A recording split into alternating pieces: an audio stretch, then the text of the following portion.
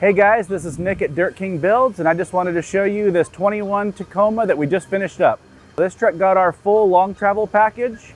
The front got our 3.5-inch long travel kit, 2.5 coilover, 3.0 bypass, and 2.0 bump stops. We also did all of our gusseting, which is our double shear kit, alignment cam gussets, frame plate kit, and then we did our performance spindles as well. The rear got our spring under kit with frame plates, our prefab bed cage, 3.0 bypass, and 2.0 bump stop.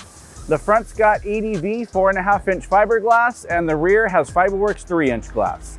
We did a custom front bumper with 4 Baja Designs LP4s, 4 Squadrons, and 2 S2s. We did our plate rear bumper. This is actually a 2nd gen bumper that we modified to work on the 3rd gen Tacoma. And then the tires are 35 1250 17 BFG KM3s, and the wheels are KMC Mesa forged KM444s that we did a custom bronze powder coat on with black rings.